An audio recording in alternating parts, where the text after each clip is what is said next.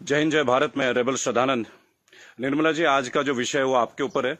आप हमारी वित्त मंत्री हैं, फाइनेंस मिनिस्टर हैं, और मैं आपके टीवी के एक प्राइवेट चैनल में दिए गए इंटरव्यू के ऊपर देख रहा था और उसके ऊपर अपनी कुछ प्रतिक्रिया रखना चाहता हूं। मुझे बहुत दुख हुआ आपके कमेंट सुन के मैम। मुझे नहीं पता आप ये आंकड़े कहां से लाती हैं। आपने उस इंटरव्यू में ये कहा मैम कि लोअर मिडिल क्लास जो होती है भारत में, उसकी न्यूनतम इनकम जो है यानी मिनिमम इनकम है वो 6 लाख से शुरू होती है और मैक्सिमम इनकम 18 लाख तक जाती है।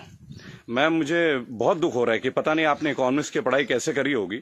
आप जानते हैं मैम लोअर मिडिल क्लास का मतलब क्या होता है, या लोअर का मतलब क्या है, इसका अर्थ आपको पता है मैम? लोअर, एक सिक्योरिटी गार्ड मैम 8 से 10 हजार रुपए कमाता है मैम, पूरे साल में 1,20,000 रुपए। उसे आप कौन से क्लास में रखना चाहेंगे मैम? एक नया क्लास क्रिएट कर देंगे क्या?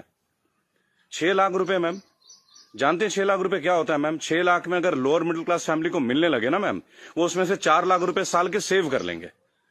वो अपने बच्चों को आपके सो कॉल्ड इतने अच्छे गवर्नमेंट एडेड एजुकेशन स्कूल्स में पढ़ाएंगे, गवर्नमेंट एडेड हॉस्पिटल से उनकी चिकित्सा करवाएंगे, और आपके इतने अच्छे अच्छे आधुनिक फैसिलिटीज जो पिछले 7 ईयर से बीजेपी गवर्नमेंट प्रोवाइड कर रही है, वह हम इंडिया में, हम वर्ल्ड में बहुत अच्छे रैंकिंग में आ रहे हैं, जैसे कि बीजेपी का ग्राफ बताता है। वास्तविकता क्या है वो तो हम लोग जानते हैं मैम। मैंने भी वोट किया मैम, बीजेपी को वोट किया, लगातार 2 बार वोट किया। लेकिन मैं आप जैसे नेताओं की जब सुनता हूं ना मैम स्पीचेस, और आप लोगों के आंकड़े, आपके जो डेटा बैंक, आप ये डेटा बैंक कहां से लाती है मैम, ये सोच के मैं बहुत सरप्राइज रहता हूं मैम। आपने बोला 6 लाख न्यूनतम है, 18 लाख मैक्सिमम है मैम। 18 लाख समझते हैं आप मैम? 18 लाख क्या होता है मैम? 18 लाख तो मैम एक अच्छे खासे एमबीए का पैकेज नहीं है एनम में मैम, पर एनम का, वो भी टॉप इंस्टीट्यूट में पढ़ के। आपके सो कॉल्ड कॉलेजेस से जो बच्चे निकलते हैं, एमबीए बीटेक, आप जानते हैं इनकी पैकेज कहां से स्टार्ट होती है मैम? तो इसका मतलब ये सब लोअर मिडिल क्लास में आते होंगे आपके हिसाब से। So called good MBA, so called good BTechs and MTechs, ये तो लोअर मिडिल क्लास से आते होंगे मैम। हायर वाले कौन होते होंगे ma'am? Highly rich people, highly rich industrialist. Upper middle class तो फिर आसमान में रहने और जमीन पर रहेंगे ही नहीं। अपने आंकड़े ठीक कीजिए मैम, देश एक मुश्किल दौर से गुजर रहा है। आप किस तरह की स्टेटमेंट दे रहे हैं? आपने उस दिन बोला मैं मुद्रा लोन में हमने इतने इतने लोगों को दिया, हमने उद्योग वालों को दिया, हमने बुनकरों को दिया। मैम आपने किसको क्या दिया? पेपरों में दिया है क्या मैम? आपको मैं चैलेंज करता हूं Nirmala Sitharaman ji, I am officially challenging you ma'am. 100 youth लेके मैं आपके पास आने को तैयार हूं, जो ग्रेजुएट्स हैं, पोस्ट ग्रेजुएट्स। आप मुझे ये बताएं कौन से ब्रांच से आप उनको ये लोन देंगे मैम। मैं आपके पास ले आता हूं मैम, और मैं नतमस्तक हो जाऊंगा, क्योंकि जब आप 100 को देंगे, अगला 1 लाख यूथ मेरे साथ तैयार होगा मैम। केवल टीवी में आके ऐसे इंटरव्यूज मत दीजिए मैम। आप लोग अपने घरों में बैठ के थाली पीट रही हैं और आके अपने ये वक्तव्य सुना रहे हैं। अरे आप लोगों को अंदर आइए मैम, लोगों के बीच आइए। आपको तो अभी तक लोअर मिडिल क्लास फैमिली के डेफिनेशन नहीं मालूम है। और मैम एक सवाल है मेरा आपसे और मोदी गवर्नेंस से। आप मुझे ये बताएं मैम कि राजनीति एक सेवा है या नौकरी है? मेरे स्पीचेस बेसिकली मैम कभी होते नहीं है, मैं लिख के कभी नहीं लाता मैम। जो मेरी खुद की फीलिंग्स है, मैंने अपने नाम में रेबल शब्द इसलिए क्योंकि जो गलत है मैं तो बोलूंगा ma'am. I have the right to express my views. आप मुझे ये बताएं मैम, पॉलिटिक्स, राजनीति, इज इट ये सेवा है मैम या नौकरी है? अगर सेवा है तो मैम आप लोग तनख्वाह मत लीजिए मैम, और पेंशन मत लीजिए। इतनी हाई सैलरी है आप लोगों की, इतनी फैसिलिटीज है मैम, टेलीफोन कॉल्स की फैसिलिटी, एसी की फैसिलिटी, बिजली की फैसिलिटी, ड्राइवर की फैसिलिटी, हाई क्लास ट्रेन की फैसिलिटी, फ्लाइट्स की फैसिलिटी, पेट्रोल की फैसिलिटी। मत लीजिए मैम। आप आइए लोअर मिडिल क्लास फैमिली की तरह लाइफ को स्पेंड कीजिए, अगर आप सेवा करना चाहती है मैम। और अगर ये नौकरी है मैम, पॉलिटिक्स, अगर राजनीति आप लोगों के लिए नौकरी है मैम, तो इसका कोई एजुकेशनल मापदंड होगा ना मैम, कोई एजुकेशन क्राइटेरिया तो होगा। मोदी जी, मैं आपसे क्वेश्चन पूछना चाहता हूं कि ऐसा कौन सा डिग्री ले लिया मैं निर्मला सीतारमण जी ने, जो आप एक पहले इनको आप डिफेंस मिनिस्टर बनाते हैं, चंद महीनों के बाद आप इन्हें मिनिस्ट्री ऑफ फाइनेंस दे देते हैं। अरे डिफेंस तो हमारी शक्ति परीक्षण की बात है। It is about our valour, it is about our strength, it is how much mentally fit we are, how much physically tough we are. How can you give a position, both the position to a same person? Are they eligible for the same post, ma'am? Sir क्या ये दोनों same post के लिए eligible होते हैं क्या? मुझे लगा था कि आपने कहा था अच्छे दिन आएंगे तो ठीक है, आप क्राइटेरिया को बदलेंगे। सर आपने तो क्राइटेरिया नहीं बदला। आपने तो दूसरे दलों के नेताओं को अपने पार्टी में लेके आ गए, उनको भगवा रंग दे दिया, उनको नेताएं बना दी। मैं दिल्ली में जनवरी मंथ में इंटरव्यू देख रहा था अनुराग ठाकुर का, फरवरी में, देश के गद्दारों को गोली मारो। बड़ी अजीब बात है, हाईली एजुकेटेड है, क्रिकेटर हैं वो, शायद बीसीसीआई के हैं, और तो और अमित शाह के पुत्र जो वो सेक्रेटरी बन जाते हैं। लोगों के ऊपर आप लोगों को बड़ा अच्छा लगता है। आपकी आईटी टीम के ज्यादातर लोग राहुल गांधी को पप्पू पप्पू पप्पू करके बुलाते हैं। देखिए मैंने एक बात सीखा है, अगर आपको हंसना है ना तो सबके साथ हंसे। If you want to laugh, laugh with others, don't try to laugh at others. It doesn't show your good politics, it shows the political vendetta. अभी प्रियंका गांधी जी ने बसों का इंतजाम किया तो बहुत सारा हवा मच गया कि भाई ये गाड़ियों टेम्पो हैं, वो हैं, फलाना है, ढहका है। अरे सर, आप 2000 बसें लगा दीजिए ना। चलो उन्होंने ऑटो दे दिए, टेम्पो दे दिए, पर उनको कुछ फीलिंग तो रहा, वो दे तो रहे हैं। आप लगा दीजिए 2000 के बदले 4000 बसें। किसने रोक रखा है आपको? उन्होंने तो ये तक कह दिया कि भाई हमारे बसों में आप बीजेपी का झंडा भी लगवा लें। गलत कर दिया क्या सर? उसमें भी आप लोग शोर मचाना लग जा रहे हैं। ऐसा लगता है जैसे you are always ready to fight instead of getting it worked. अच्छा देखिए, मैंने नितिन गडकरी का भाषण सुना टीवी में, ये लास्ट वीक की बात है सर। उन्होंने कहा स्वदेशी अपनाओ। चलिए सर, अपना लेते हैं, पर मुझे बताएं, मेक इन इंडिया और मेड बाय इंडिया, इन दोनों का डिफरेंस आपके मिनिस्ट्री का कोई एक मिनिस्टर मुझे दे सकता है क्या? मेक इन इंडिया है क्या सर? आप जमीन देते हैं सैमसंग को, जमीन देते हैं ओप्पो को, वीवो को, चाइनीज कंपनी को, साउथ कोरियन कंपनीज को, वो आके अपना प्लांट लगाते हैं, इंडियंस को हायर करते हैं, और उसके बाद प्रॉफिट जो है वो उनके अकाउंट में जाता है, सैलरीज आता है इंडियंस के अकाउंट में। तो मुझे ये बता दें कौन सा मेक इन इंडिया है सर? आप मेड इन इंडिया कीजिए ना, आप अपने इंडस्ट्रीज लगाइए, आपको पैसा रेवेन्यू अपने पास रोकिए। अगर इतना दम होता ना सर हमारे मैकेनिज्म में, आपको चैलेंज कर रहा हूं, आप मैकडॉनल्ड्स की तरह एक आउटलेट बना लेते सर। 25 रुपए का बर्गर बेचने वाला भी लाखों करोड़ों रुपए डॉलर्स में कन्वर्ट करके इंडिया से लेके जा रहा है। आप छोड़िए मोबाइल फोन से, बहुत बड़ी बात है, 20-20, 50-50 हजार की बात है। आप बर्गर बनवा दीजिए सर, आप ब्रेड्स बनवा दीजिए, रेवेन्यू यहां जनरेट करवा दीजिए सर, मेड इन इंडिया कर दीजिए। What is make in India sir? आप कहते स्वदेशी अपना, फॉरेन की कंपनी को आप जमीन अलॉट कर रहे हो, राइट? और आप कहते हो चाइना का बहिष्कार कर दो। आप मुझे बता दें बीजेपी के कौन से नेता के पास इंडिया वालों का फोन है सर? और बीजेपी छोड़िए, किसी भी पार्टी, मैं यहां किसी और पार्टी का माउथ पीस नहीं हूं सर, क्योंकि मुझे देखा गया है, मैं देखता हूं ये चीज। अगर मैं आपके पॉलिटिकल किसी फेलियर के बारे में बात करूं तो लोग तुरंत बोलेंगे भाई ये तो कांग्रेस का आदमी है। It's very cheap sir, it sounds very cheap.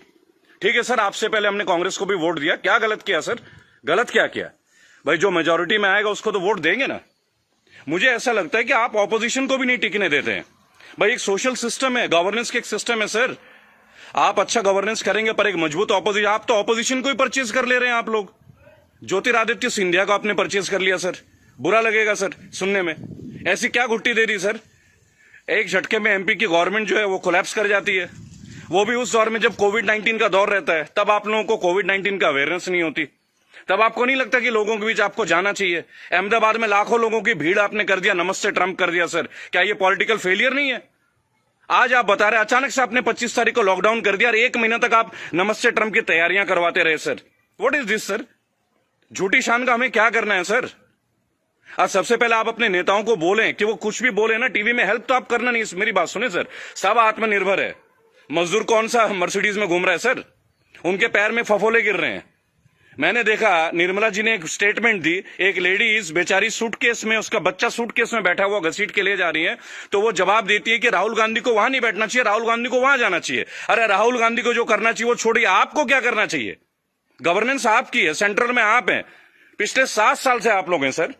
हमेशा क्या स्टेट को ही फेल करते रहोगे क्या, या हमेशा ऑपोजिशन को गालियां देते रहेंगे आप लोग? सर मोदी जी चाय वाला पीएम बन सकता है, सुना था, देख भी लिया सर, बराबर। बाकी चाय वालों का क्या सर? बाकी लोगों का क्या सर? प्रवासी मजदूर छोड़िए, प्रवासी क्या होता है सर? सब भारतीय मजदूरी तो है। हर पूरा देश तो वैसे भी मजदूरी कर रहा है सर, पूरा देश मजदूरी कर रहा है। आप जितना ग्रोथ दिखा दो सर, ग्रोथ क्या है वो तो लोगों के जेब में आके देखो ना, लोगों के घर में आके देखो, बैंक अकाउंट में आके देखो कि पैसे हैं किन के पास और किन के पास नहीं है। मैं एक रिक्वेस्ट करूंगा सर आपको, आप अपने मिनिस्टर्स को काइंडली एक इंस्ट्रक्शन दें कि वो कुछ भी वक्तव्य दे। बहुत बुरा दौर है सर, इस बुरे दौर में कम से कम स्टेटमेंट्स अच्छे दें। कुछ अच्छा कर ना सके तो अच्छा बोल ही लें, लोग तो अपना कर ही लेंगे ना सर।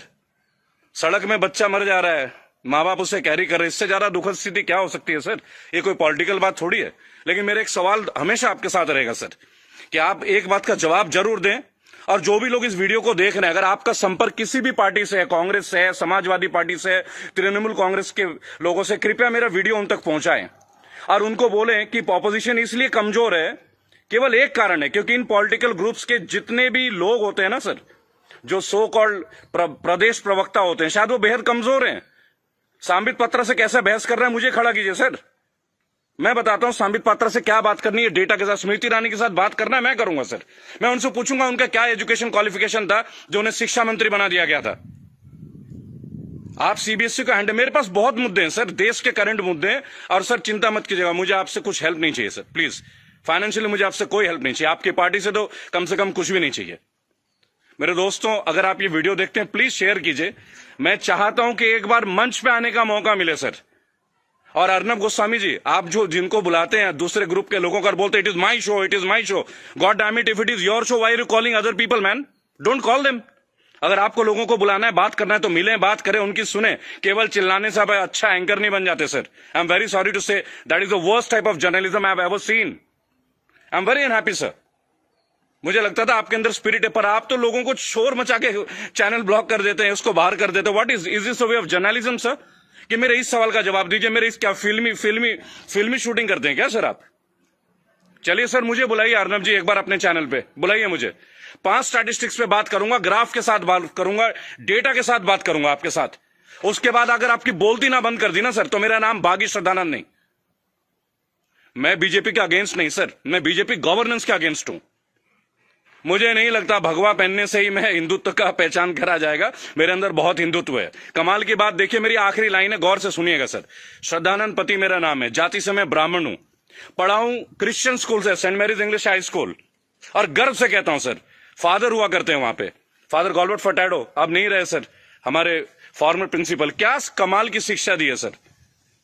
इतने आईआईटीएन से निकलते हैं सर, कभी आप लोगों की जरूरत नहीं पड़ी सर।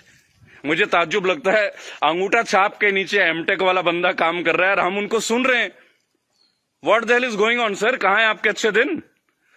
बुलाइए ना सर एक बार चैनल में। आपके जितने भी प्रवक्ता है ना सर, जितने भी प्रवक्ता है, अगर 10 मिनट का टाइम दे देना सर, उनकी बोलती बंद कर दूंगा। जय हिंद, जय भारत। मैं जानता हूं बहुत सारे लोग मेरे बातों से शायद नाराज हो, पर नाराज होना आपका काम है सर, मेरा नहीं।